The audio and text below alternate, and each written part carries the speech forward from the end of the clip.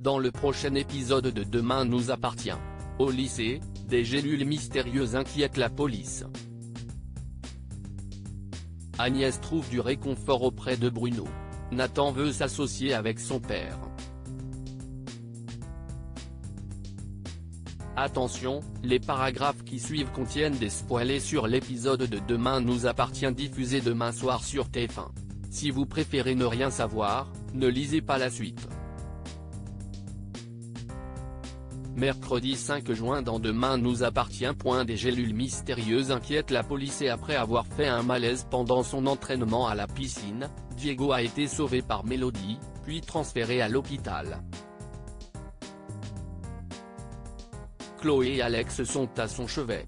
Diego s'interroge sur les raisons de son malaise. Si Chloé pense qu'il ne se nourrit pas assez bien, Alex pense aussi qu'il se met trop de pression pour les championnats régionaux. Dans l'attente de ses résultats d'analyse, il conseille toutefois au jeune homme de prendre soin de lui. De son côté, Mélodie culpabilise de ne pas avoir pris Diego assez au sérieux quand il lui a dit qu'il était épuisé. Georges la rassure. Au même moment, Victoire l'appelle pour savoir s'il a récemment eu des affaires liées aux drogues de synthèse, notamment chez les jeunes. Mélodie se joint à la conversation. Victoire avoue avoir des doutes par rapport à Diego. Georges accepte de se renseigner. Aurore interroge Diego en présence de Chloé concernant les dérivés d'amphétamine qui ont été retrouvés dans son sang. Le jeune homme nie en bloc. Il déclare prendre des boissons énergisantes ainsi que des compléments alimentaires. Mais rien d'autre. Toutefois, la police obtient l'autorisation d'aller fouiller chez lui.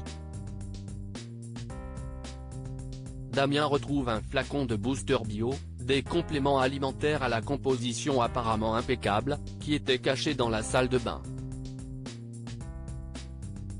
Chloé pense que Diego l'a caché parce qu'il n'assumait pas de devoir prendre des compléments alimentaires.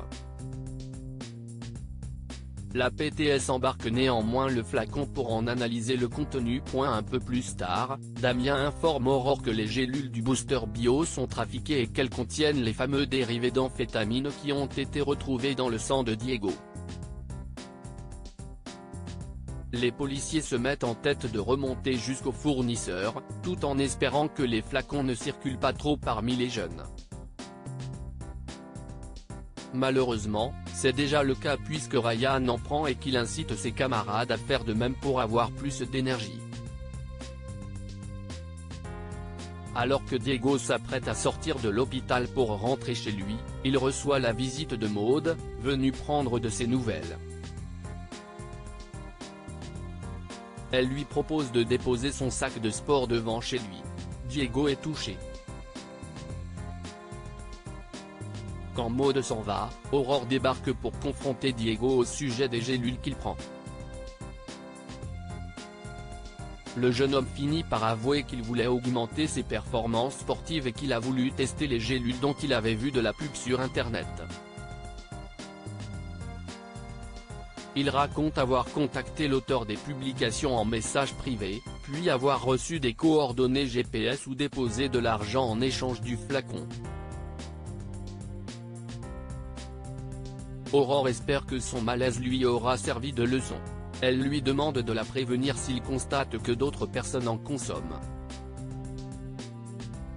Pendant ce temps, Marianne rentre de son séminaire et retourne chez Alex et Chloé. Devant la porte, elle retrouve le sac de sport de Diego que Maude a déposé. En le rentrant à l'intérieur, Marianne fait tomber le flacon Booster Bio par terre. Face à une photo de son mariage avec Renaud, Marianne décide de prendre une gélule pour se requinquer.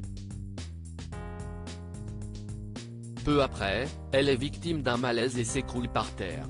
Agnès quitte son mari au commissariat. Karim fait venir Agnès et Michel afin que ce dernier signe la copie de sa déposition.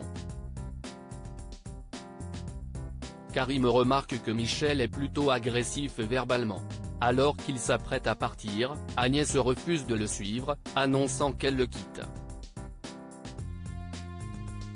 Karim intervient lorsque Michel tente d'attraper violemment Agnès par le bras. Face aux policiers, Michel finit par partir. Karim invite Agnès à rester avec lui quelques instants. Un peu sous le choc, cette dernière avoue qu'elle n'avait rien prémédité. Le commandant de police s'assure toutefois qu'elle n'encourt aucun danger avant de la laisser rentrer chez elle. Avant de partir, Agnès s'excuse de l'avoir mal jugée. Karim s'excuse pour la même raison. De son côté, Bruno lit l'affaire Michel Prado dans la presse et en déduit qu'il s'agit du mari d'Agnès. En la croisant au Spoon un peu plus tard, il prend de ses nouvelles. Touchée par son inquiétude, Agnès lui assure qu'elle va bien et qu'elle a quitté son mari. Rassuré, Bruno ajoute qu'il est là pour elle en tant qu'ami si elle en a besoin. Victor licencie Valentine au domaine viticole. Victor reçoit les Moreno pour la signature de la vente de leur paillote. Christelle doute de ses capacités à préserver la paillote telle qu'elle était, voire à faire tenir leur affaire, mais elle n'a plus le choix. Une fois les Moreno partis, Victor annonce à Valentine qu'il la licencie avec effet immédiat. En effet, il l'accuse de ne pas avoir été assez discrète en laissant échapper devant Christelle qu'il voulait racheter sa paillote grâce à Charles. Abasourdie, Valentine se rend au Spoon et en parle avec Nathan. Mona relance alors les deux jeunes gens sur la possibilité de se faire de l'argent cet été en tenant un stand de barbe à papa. Valentine et Nathan retrouvent Bruno au sport. Nathan propose à son père de s'associer avec eux pour monter un stand de barbe à papa.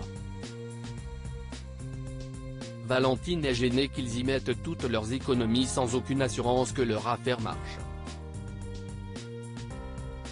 Mais Bruno et Nathan sont vraiment confiants. Pendant ce temps, Victor offre un millésime à Charles afin de le remercier de l'avoir prévenu que les Moreno voulaient vendre leur paillote. Néanmoins, Victor souligne que Charles lui est encore redevable.